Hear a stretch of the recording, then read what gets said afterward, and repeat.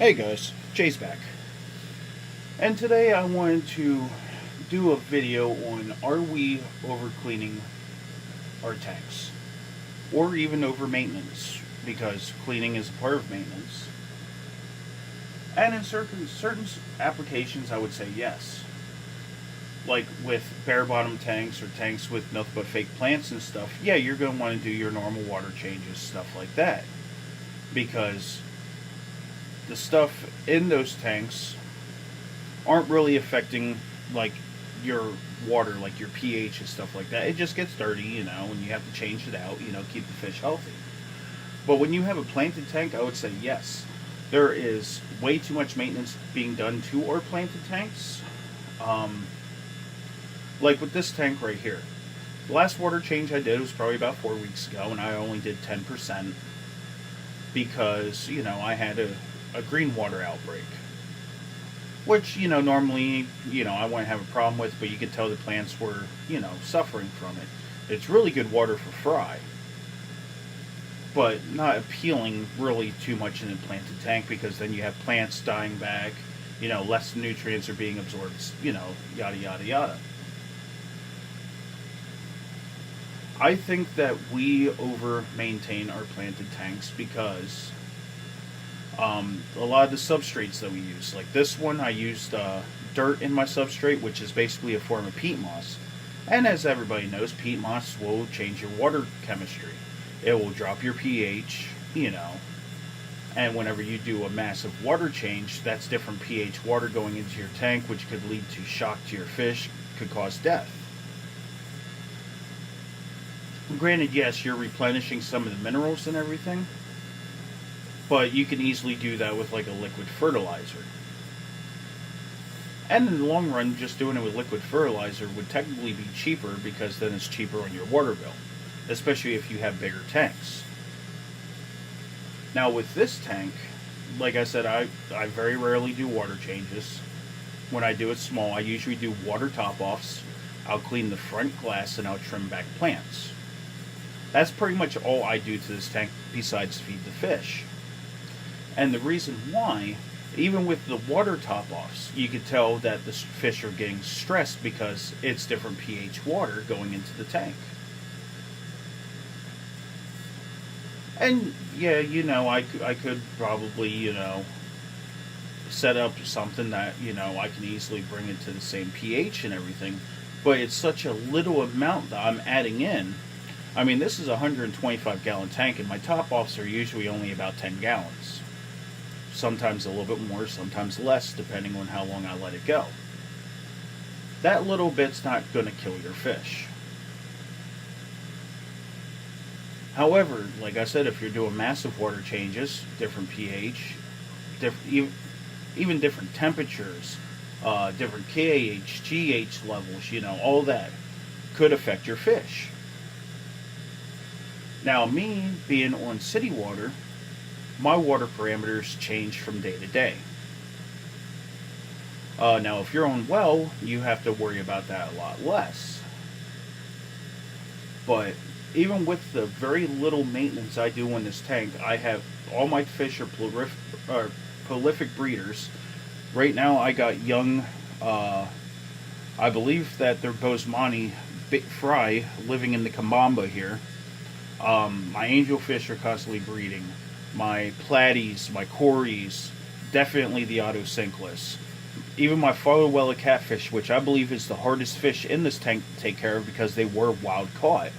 I've seen them with eggs already. I haven't seen fry out of them yet. They could have been eaten, but I've seen them breed. I mean, even my neon tetras are scattering eggs. Now, the Autosync Lists, ever since I added them to this tank, even through all the ups and downs I had with this tank during my experiments, like, I started off with 8 of them. Well, technically 7, because one died in transit from the fish store to here. I got them in quarantine and whatnot, but I put them in here. So far, I have given away about 8 dozen Autosync Lists. And that's a whole lot of fish. And I thought I only had 3 left, which bummed me out. But yesterday, when I was originally filming this video, but then my stand fell and blah blah blah. Back here on this back rock, I saw 12 of them just chilling, and most of them were juveniles yet. So I know they're still actively breeding in this tank. I constantly see baby fish everywhere. I mean, most of them don't survive. Even my coolie loaches have been breeding. And that's with very little maintenance. It is a fair, well, I can't really say it's heavily planted, but it's pretty well planted. I have a pothos growing out of the top of the tank. And everything is stable. It's its own little ecosystem. And a lot of people will do gravel vacuuming in their planted tanks, which I don't understand why. Like in this tank, I have Malaysian trumpet snails, and I have them specifically because they'll get underneath the gravel, they'll stir everything up. All that already decayed matter or decaying matter will go into the gravel and become more plant food. And a lot of people will gravel vac because they don't like the mulm that sits at the bottom of the tank. Well, in the long run, that's actually good for your fish, especially for a lot of different breeding fish, like plecos, coolie loaches, rainbow fish, etc. Because, like, egg scatterers, like the rainbow fish, they'll scatter their eggs throughout the mulm, and it keeps them protected. And once those fry hatch, they have all these microbacteria that are already forming in there to feed on. Or the microorganisms, I should say. Like in this tank, I have Daphne. Matter of fact, I started doing something when I saw the Daphne in my crab tank, because with Daphne, any form of water conditioners will actually instantly kill them. So I'll set up a bucket, let it sit for a few days, and use that water to top off my tanks.